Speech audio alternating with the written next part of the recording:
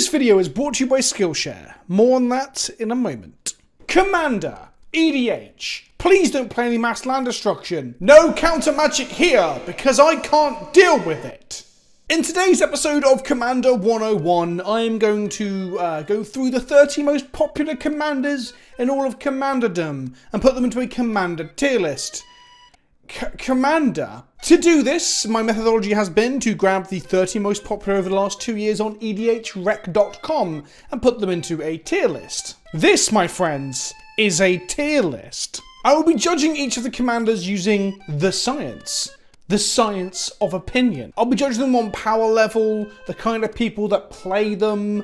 I'll just basically be ripping the piss out of everybody. I'll be talking about whether I think they're cool, whether I think they're just too good, just being a total negative Nelly. If you are of a delicate disposition, if perhaps you can't take a joke about Tron on Twitter, if you are perhaps a whiny little shit, then please don't continue watching this video. If you can't handle the roast, get out of the fucking kitchen. But first, an ad integration. EDH 101 is brought to you by Skillshare, an online learning community where creatives can come together to hone existing skills or learn new ones, with thousands of inspiring classes on numerous topics ranging from illustration to photography and freelancing. It covers a hell of a lot of the bases for people who want to be creative, curious people who can put something out in the world. I've mentioned it before, but I'm going to mention it again. I found Daniel Scott's Adobe Photoshop classes super helpful, especially the advanced training course, which has helped me to up my thumbnail game. Not only make them look better, but make them quicker. I used to just delete out all the space I didn't need, but learning to mark subjects properly via these tutorials was genuinely really helpful in my workflow. It also allowed me to make beautiful things like Andy Warhol as a Sister of Battle, or Canoness DeVito here, without or even with a mask. And of course, Catgirl ears. Ooh. So what are you waiting for? Improve your talents with Skillshare today. The first 1,000 of my subscribers to click the link in the description below will get a free trial of premium membership so you can explore your creativity. Like I said, there's a link in the description below and the pinned comment. Now, let's take the piss out of your favourite commanders. So these aren't actually in order. I think Golos is the most popular commander in all of Commanderdom, which is kind of tragic, really. So let's start with Golos. Now, on a power level, I would put Golos in S tier. The problem with Golos being in S tier is that, well, he's a bit of a bitch. I inherently dislike 5-color commanders because I think they come out of cowardice. You are too afraid to leave home without access to one of the colours, which is even more bizarre considering we're getting blue artifact removal and black enchantment removal. Playing 5-color isn't even as necessary as it used to be to cover all your bases. Now, Golos does encourage you to play lands, and by encourage you I mean it's fucking easy mode. But the reason I'm not going to put it anywhere up in the top tiers here, in my opinion, is because it is fucking easy mode.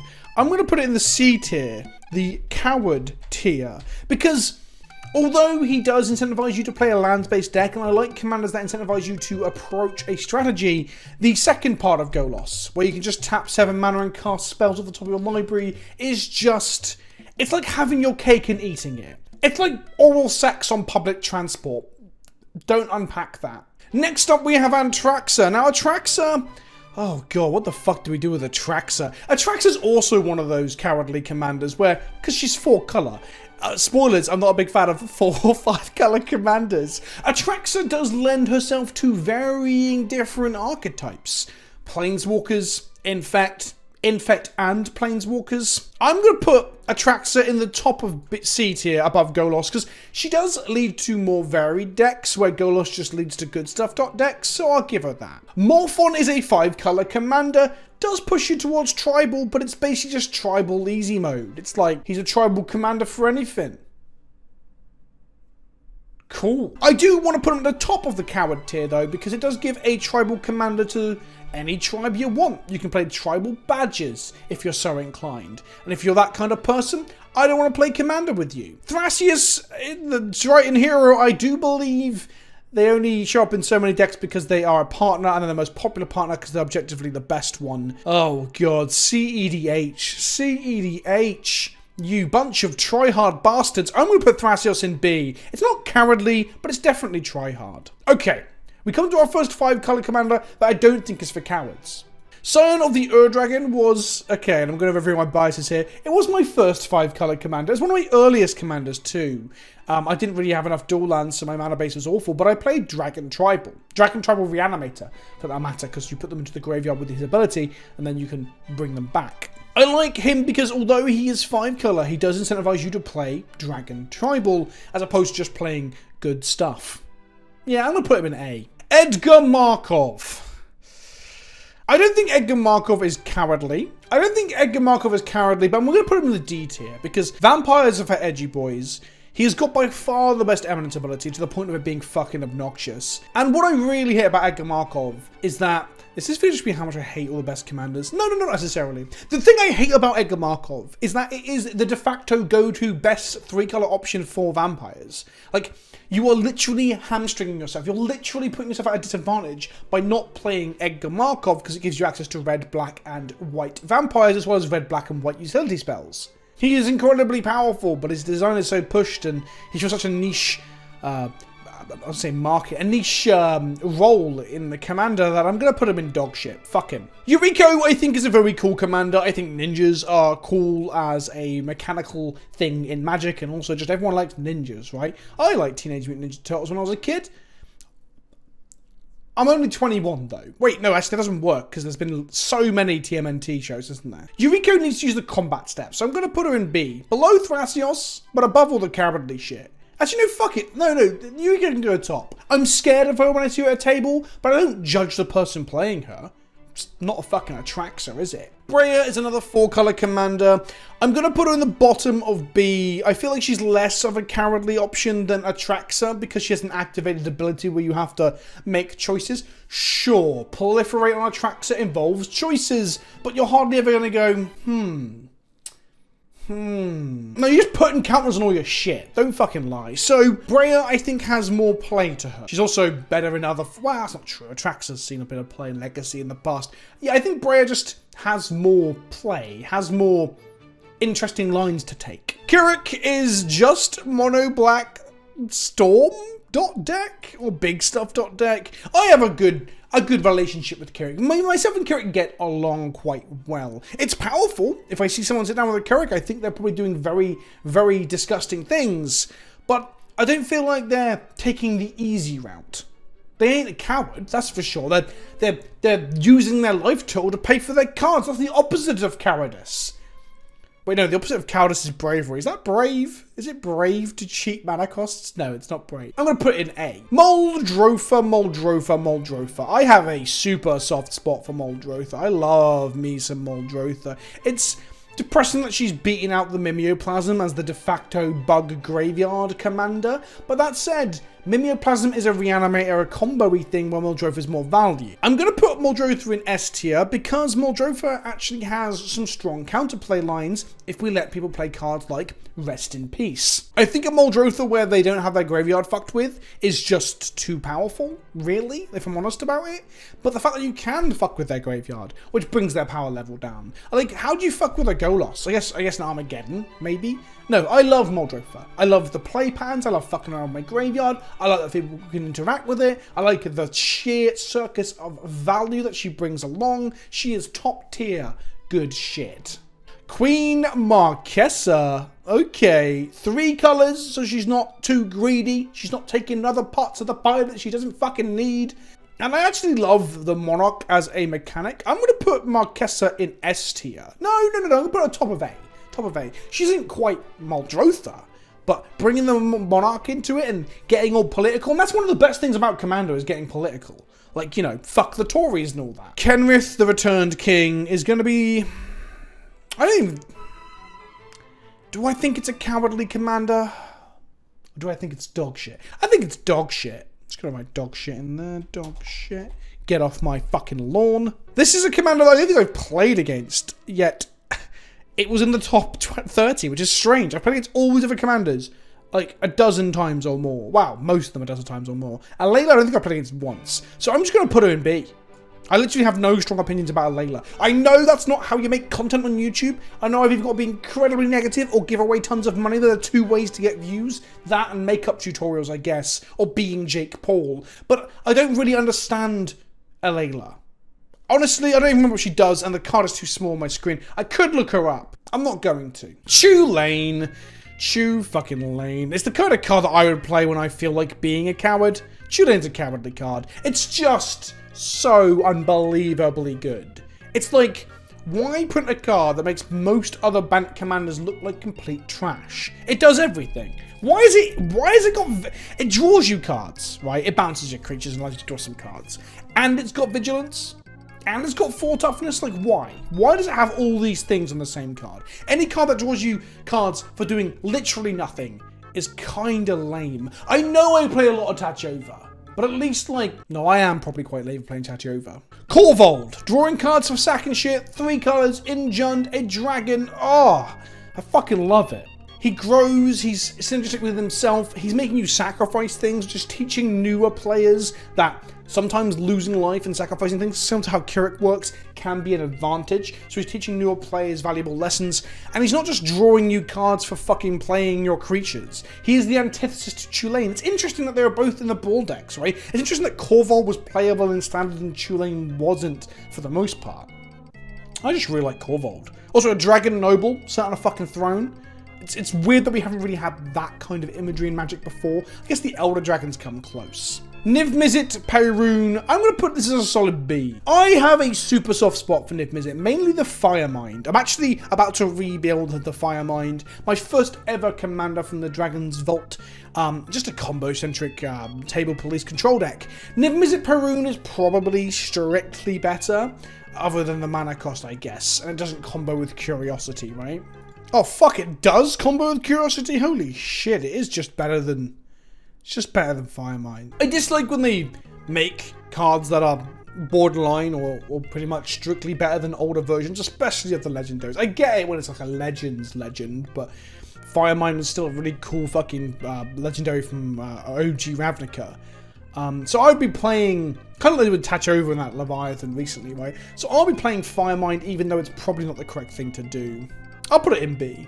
If you've noticed the magic thing behind me, don't worry, it's not a dead body. Arcades, I'm putting Arcades in S tier. Fuck, I love Arcades. Oh, the only reason the Niv-Mizzet Perun is not in A is because it's not Firemind. It's this new age shit. I'm a bit of a boomer, but I'm only 21. Arcades is strictly better than old school Arcades, but Legends Rares, who gives a fuck? Only boomers, but like boomers that are older than me. Arcades incentivizes you for playing walls. You draw cards for playing walls. Meanwhile, Chulane's just like, draw a card whenever the fuck you want. Arcades incentivizes an interesting deck building constraint in playing walls. It allows walls to get all aggro and shit, with the addition of a card that allows them to attack, obviously. I just love that Arcades is like, here's a whole deck archetype. It's not handing it to you on a plate, but it's like, here's a thing you can do that you were struggling to do before. You had Doran, I guess.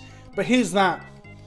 Now go play. And that's what I like in Commander design. Kalia of the Vast is for edgy kids. It's for Edgar Markov players who've grown past the whole let's play just vampires shit into let's just put into play obnoxiously powerful angels and shit. I don't think I want to put Kalia in dog shit. I respect it more than Edgar Markov. I'm going to put it at the bottom of coward tier. It's just, it was so far and beyond the most like egregious of those commanders from the original precons. I have a soft spot for Kalia and all the original precons. That's a very good time for Magic in my opinion. I love Mimeoplasm and Zedra and shit, but Kalia was by far the most obnoxious one, especially when Master of Cruelty got printed like a year later. Meren of Clan Neltoff, who's basically a slightly shitter version of Muldrotha, but she's still seeing a lot of play. Again, I marked Niv-Mizzet Perun down because it's not Firemind. And Meren has a softer spot in my heart than Muldrotha. I think I'm going to put Meren in S tier. I can't put her above Muldrotha because Muldrotha fucking slaps. This is going to be the slaps tier now. Lord Windgrace, a Planeswalker commander, something that upsets a lot of people. And because it upsets people, I'm going to put it in A tier. I like land-based commander decks. I like Tachiovas, Lord Windgraces, Gitrog monsters. Fuck you, Golos. And I think he's balanced out. I think a lot of the Planeswalkers are balanced out by the fact they can be attacked. I think only maybe Mono Blue Teferi is the only one where I'm just a bit like eye-rolling about the whole fucking combo nature of what he can do. Lord Windgrace, I think, is just a reasonable, powerful card that opens you into a land archetype in Jund. Is there another Jund commander in like land commander? I guess Korvold could be it. Yeah, I like Windgrace a lot. I'm going to put him above Karrik, but below, above Eureka, but below Scion. Kess, Dissident Mage. Had a little bit of time in Legacy at one point. Allows you to cast one spell a turn from your graveyard. It's totally reasonable. A cool Grixis commander. I'm going to put this in B. Below Niv. I know there are like decks that can abuse the one thing per turn, for example with Time Walks and shit, and you can get some cool combos on the go. I like Kess a lot. I'm going to put it actually to mid-B above Breya. Zer the Enchanter. This is one of the Stacks commanders, right? This is one of the ones that makes casuals shit themselves. Literally pour excrement from their assholes to the floor. Yeah, Zer can go in A. Kaikar, I keep playing against Kaikar in like Commander Clash and EDH and chill scenarios and never really noticing anything happen. I find Kaikar a little bit boring. I want to put Kaikar at the bottom of B, which is kind of the boring tier, but not. Krenko, our only mono red in the top 30, incredibly powerful, a little bit obnoxious. I've played Perforos and sometimes swap it out to Krenko, so I am the obnoxious person playing this deck. I'm going to put this at the bottom of A tier. Gishath, Sun's Avatar. Look, I would never play Gishath, Sun's Avatar, because I'm not, I don't know, a fucking child. But I respect the childish glee of putting dinosaurs into play. And the thing is, it's such a narrow thing as well, getting dinosaurs compared to other stuff, right? Let me just check that Gishath does anything with dinosaurs. I love it. It's an 8 mana dinosaur commander. Like, it's so not oppressive. I know it's got trample and vigilance and haste and shit, I get that. But the fact that it's, again, into an archetype to dinosaurs as a tribe, and it's 8 mana, yet it's still popular, that warms my heart. That feels like Commander. Unlike Golos. Yarok the Desecrated, a Panharmonicon on an Elemental. Oh, I can play it alongside Risen Reef, top of A. Right, there are 2 types of basic bitch in Magic, right? There are 2 types of basic bitch in Magic. There are the people who enjoy the combat step. Why? I don't know, unless it's a Crater Hoof, I guess. I can get on board with that. And 2, people who play blue or islands and go on about how strong blue and islands are. You know, the Stormcrow jokes and the, oh well, islands just so powerful. It's like they think they're smart, so they try to reinforce the idea that they're smart by playing the colour that they think is smart. When in really, the cerebral colour in Magic, at least in 60 card formats, is white. D&T! Feather is the only Boros commander, or one of the few Boros commanders that isn't super obsessed with the combat step. So I'm going to give her that. She's not quite basic bitch material. I'm going to put her at the top of B, below Thrash. No, above Thrasios. That's just EDH. You know what, I'm going to drop Thrasios down. Fuck you, CDH. Only joking. Love you all, really. Do I? I don't know. How serious am I being? Nobody knows. Feather generating new card advantage by casting spells is something so unique in Red White, and I applauded it when it was revealed, and I still applaud it now, because Red White commanders caring only about combat is kind of tragic. So yeah, I like Feather. Although Red White Boros Angels is one of the most basic bitch archetypes you could say out loud. And I know some of you are thinking, am I throwing shade at Kristen? No, of course I'm not, Kristen. Or maybe I am a little bit. I think she's dumpstered me the last 3 times I've played any of her Boros Angels decks, but that's not the point. Sisay, Sisay, Sisay. I love me some Sisay, but I prefer old Sisay. This is just... It's a 5-colour version of Sisay. Yeah, fuck off. Give me old Sisay or give me death. Urza, our only mono blue. The 2nd or 3rd of our only mono-coloured commanders. We've got Krenko, Karrik, and Urza. Okay, I like Urza. He is powerful, he is stacksy, he is an artifact commander, he also plays spells for free. Playing spells for free is a bit like, he's got all these things like make a body, make mana, but then also cast spells for free. So he's got that Golos thing going on, right, where he lures you into an archetype and he's like, yeah, just do whatever the fuck you want. I'm going to put him at the top of B. I like Urza a lot. I feel like I want to build a paper Urza deck at some point, not actually Winter Orb Urza. But, yeah, he is a bit like does it all, right? And I don't think commanders should do it all.